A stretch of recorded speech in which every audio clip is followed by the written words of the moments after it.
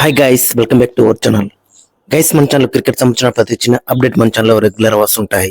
ఇంకా మన ఛానల్ ఈ సబ్స్క్రైబ్ చేసుకోకపోతే గైస్ వెంటనే సబ్స్క్రైబ్ చేసుకోండి అండ్ పక్కన బ్లెక్ ని యాక్టివేట్ చేసుకోండి. అండ్ అదే ఇంకా మన వీడియోని లైక్ చెప్తే గైస్ వెంటనే లైక్ చేసి మన వీడియోలోకి అయితే ఎంటర్ అయిదాం. గైస్ తప్పకుండా లైక్ చేయండి. లైక్ చేస్తే మన వీడియో మార్కెట్కి ఫాస్ట్ రీచ్ అవుతుంది. ఇక ఇండియా వర్సెస్ ఇంగ్లాండ్ మరి డే 2లో ఏం జరిగింది ఫ్రెండ్స్? డే 1లో కొంచెం టెక్నికల్ ప్రాబ్లమ్స్ వల్ల డే 1 వీడియో అయితే రాలేదు. సో రెండు కూడా ఈ వీడియోలోనే కవర్ అయితే చేద్దాం.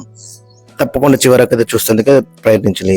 7 to 8 minutes లో మొత్తం డే 1 డే 2లో ఏం జరిగింది అనేది ముందైతే పెడతా. సో కాబట్టి ఖచ్చితంగా మన ఛానల్ అయితే సబ్స్క్రైబ్ చేసుకోండి అండ్ పక్కన బ్లెక్ ని యాక్టివేట్ చేసుకోండి. అండ్ వీడియోలోకి వెళ్ళే ముందు ఒక చిన్న లైక్ వేసుకొని మన వీడియోలోకి అయితే వెళ్ళిపోదాం. ఇక టాస్ గెలిచి ఫస్ట్ ఫీల్డింగ్ అయితే తీసుకున్నాడు బెన్ స్టోక్స్. అక్కడ కండిషన్స్ చూసుకుంటే మొత్తం డిఫరెంట్ గా ఉన్నాయని చెప్పుకోవచ్చు. ఇంగ్లాండ్ కండిషన్స్ లెక్క లేవు. చాలా హీట్ ఉంది, ఎండ కాస్తుంది, బ్యాట్మెన్ కి బాల్ అయితే వస్తుంది. మన వాళ్ళు చాలా బెటర్ రాణించిళ్ళు. 471 అయితే కొట్టిళ్ళు మొత్తం ఫస్ట్ ఇన్నింగ్స్ లో. ఇంకా ఎక్స్పెక్ట్ చేసినాం 550 600 దాకా కూడా మనం అయితే ఎక్స్పెక్ట్ చేసినాం. బట్ చిన్నగా క్లౌడ్ కవర్ అయితే వచ్చింది. వెంటనే వికెట్స్ అయితే కోల్పోయారు. జస్ట్ 30-40 runs లోనే 7 వికెట్స్ అయితే మన వాళ్ళు అయితే కోల్పోయారు. అదొక్కటి మనకి లాస్ట్ లో ఎండ్ ఆఫ్ ది డే లో చూసుకుంటే అదొక్కటి మనకి డిసప్పాయింట్మెంట్ అయితే కనబడుతుంది. ఇంకొక 50-60 runs ఆడ్ చేస్తే టూ మచ్ బెటర్ అయితే ఉండేది. సైకలాజికల్ కూడా 500+ runs స్కోర్ చేసినా అని బెటర్ అయితే ఉండేది. బట్ వెంటనే వికెట్స్ అయితే కోల్పోకుండా వచ్చిళ్ళు డే 2లో. డే 1లో ఎస్ఎస్వి జైస్వాల్ సెంచరీ కొట్టిండు. కేరళ హోల్ 40 runs స్కోర్ చేసిండు. 3 లక్షణ Sai Sudarshan too much disappointment అయితే చేసిండు. ఇక 4 లక్షణ శుభన్ గిల్ సెంచరీ చేసిండు. ఇక డే 2లో నెంబర్ 5 వచ్చిన రిషబ్ పంత్ కూడా సెంచరీ అయితే చేసిండు. సో ఓవరాల్ చూసుకుంటే మన టాప్ 5 బ్యాట్స్మెన్స్ లో టాప్ 4 మాత్రం చాలా బెటర్ రాణించారు. ఒక సాయి సుదర్శన్ డెబ్యూ మ్యాచ్ లో కొంచెం ఇబ్బంది అయితే పడ్డాడు. ఓవరాల్ చూసుకుంటే మన బ్యాటింగ్ డిస్ప్లే అనేది ఫినోమినల్ గా కనబడ్డది. బట్ బౌలింగ్ లో చూసుకుంటే డే 2లో మొత్తం కంప్లీట్ గా డిజాస్టర్ అని చెప్పుకోవచ్చు. బుమ్రాస్త్రం లేకపోతే ఇంకా చాలా మనకి కష్టం అని చెప్పుకోవచ్చు. ప్రతి బౌలర్ కూడా టూ మనీ రన్స్ అయితే ఇస్తున్నారు. క్లౌడ్ కవర్ ఉన్నప్పుడు స్వింగ్ బౌలర్ కావాలి. మరి captain Shubman Gill, Shardul Thakur swing bowler ఉన్నాడు అక్కడ, అతనికైతే ఇయ్యలేడు. బోత్ సైడ్ స్వింగ్ వేస్తాడు శార్దుల్ ఠాకూర్, అతనికైతే బౌలింగ్ అయితే ఇయ్యలేదు. లాస్ట్ లో 3 ఓవర్లు ఇచ్చిండు, అతను కూడా రన్స్ కి అయితే వెళ్ళిండు. ఒక్కటి మీరు ఊహించుకోండి, ఒక్కసారి బూమ్రా గిట్ట మన టీంలో లేపితే మరి బౌలింగ్ అటాక్ ఏ విధంగా ఉంటుందో ఒకసారి ఊహించుకోండి. చాలా కష్టం అని చెప్పుకోవచ్చు. తీసిన 3 వికెట్లు కూడా బూమ్రా అనేది తీసిండు. ఓవరాల్ చూసుకుంటే too much disappointment bowling performance అని చెప్పుకోవచ్చు. దట్టు 50-60 runs కే 7 వికెట్లు అయితే ఓడిపోయారు మన వాళ్ళు.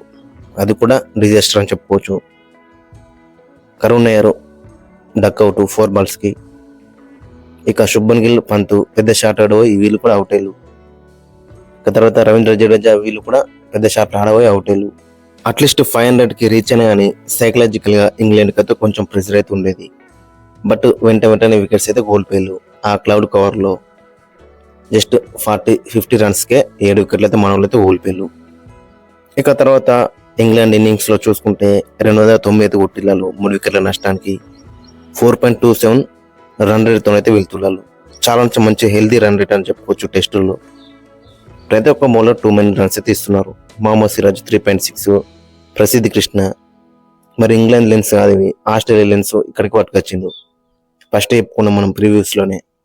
హర్షదీప్ సింగ్ ఉంటే బెటర్ అయితే ఉంటుంది, ఎందుకంటే అతను స్వింగ్ బౌలర్, ఇతను హిట్టింగ్ ది డెక్ బౌలర్ కాబట్టి ఇతనికి ఎక్కువ యూస్ అయితే ఉండదు ఇక్కడ అని.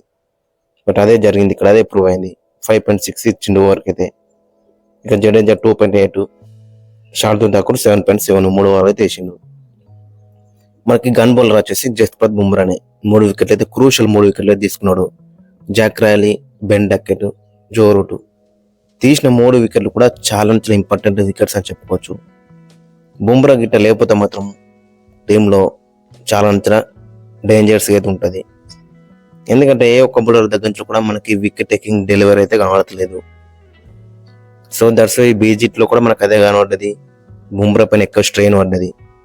ప్రసిద్ధ్ కృష్ణ కానీ, మొహమ్మద్ సిరాజ్ కానీ డే 3లో వీళ్ళ దగ్గర నుంచి అయితే ఎక్కువ స్పెల్స్ అయితే ఎక్స్పెక్ట్ చేస్తున్నాం.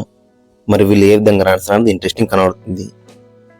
వీళ్ళకిట వికెట్లు తీయకపోతే మాత్రం చాలా కష్టం అని చెప్పుకోవచ్చు. ఆల్రెడీ 3 వికెట్లు బుమ్రా తీసిండు. ఇంకా అక్కడ వీళ్ళకి ఇంగ్లాండ్లో మెయిన్ బ్యాట్స్మెన్స్ అయితే ఉన్నారు. హ్యారీ బ్రూక్ ఉన్నాడు, బెన్ స్టోక్స్ ఉన్నాడు, జెమీ స్మిత్.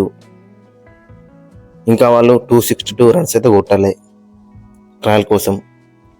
సో మరి మన బౌలర్స్ అక్కడ చూసుకుంటే బుమ్రా ఒక్కడే మనకి అస్త్రం కనబడుతున్నాడు. సో మరి ఏ విధంగా కొనసాగుతా అనేది ఇంట్రెస్టింగ్ కనబడుతుంది. ఓవరాల్ చూసుకుంటే మరి చాలా డిసప్పాయింట్మెంట్ అయితే కనబడుతుంది. అంటే మిక్స్డ్ రియాక్షన్స్ అయితే కనబడుతున్నాయి డే 2లో అయితే మనకి. ఫ్రెండ్స్ మరి మీ యొక్క ఒపీనియన్ అయితే కింద కామెంట్స్లో అయితే మెన్షన్ చేయండి. మరి డే 2లో మనలో పర్ఫార్మెన్స్ ఏ విధంగా అనిపించింది అనేది ఖచ్చితంగా కింద కామెంట్స్లో అయితే మెన్షన్ చేయండి.